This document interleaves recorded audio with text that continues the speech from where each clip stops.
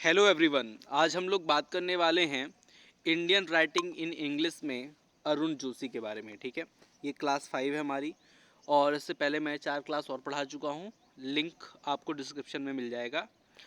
बात करते हैं अरुण जोशी की। ठीक है, तो इनका जो बर्थ हुआ है वो 7 जुलाई 1939 को बनारस में हुआ है।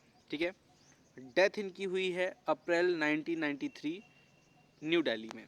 ठीक है, अगर इनकी एजुकेशन की बात की जाए तो जो इनका हायर एजुकेशन है वो Massachusetts institute of technology America से किया है इन्होंने। ठीक है, और इम्पॉर्टेंट चीज़ इनके बारे में जानते हैं।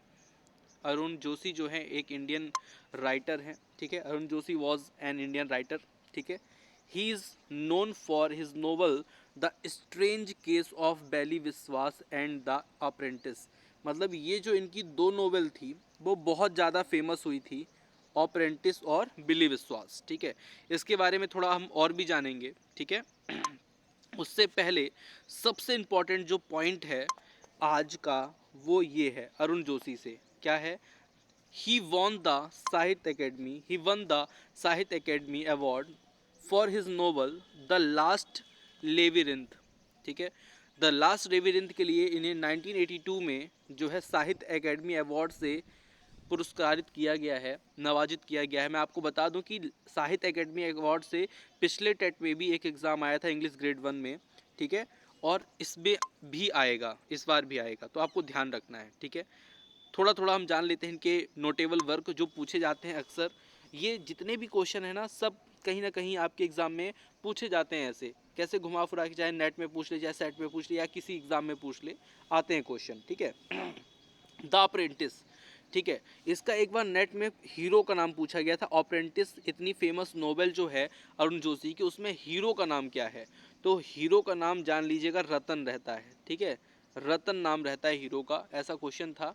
और ये मिलिट्री का में ऑफिस में क्या है, असिस्टेंट होता है। ठीक है, और मिलिट्री की ही कहानी इसमें पूरा जो है बताया गया था। कोर्ट मार्शल करा दिया जाता है इसमें।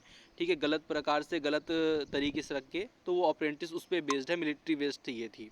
ठीक है, इसके हम जो दूसरे वर्ग की हम बात करें, city and ride, city and river.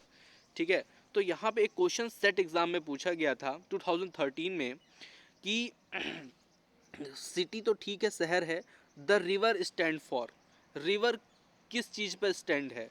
तो कॉम्प्लेक्स लाइफ के लिए रिवर को जो है लिखा गया था। मतलब कॉम्प्लेक्स लाइफ का सूचक है, मतलब भाग दौड़ भरी जिंदगी का सूचक जो है रिवर है। जैसे नदी दिन भर नहीं बहती रहती है, बिना रुके बिना टिके जल बहता रहता है, उसी प्रकार जो है कॉम्प्लेक्स लाइफ, जीवन भी आगे बढ़ता जा रहा है, यही इसका मतलब था। और यही एग्जाम में पूछा गया था, सेट एग्जाम में। ठीक है, द फॉरेन, द फॉरेन भी एक इनकी नोवेल है, बहुत अच्छी नोवेल है।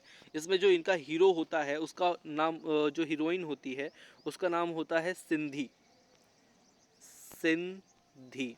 ठीक है, सिंधी ओबरॉय। ठीक है, ओबरॉय, तो ये हीरोइन का नाम होता है। ठीक है, और इसमें एक लाइन पूछी जाती है जो बहुत इंपॉर्टेंट है, I waste my first 25 year searching wrong thing in wrong place. गलत जगह में गलत चीज़ की खोज में मैंने अपने 25 साल बर्बाद कर दिए।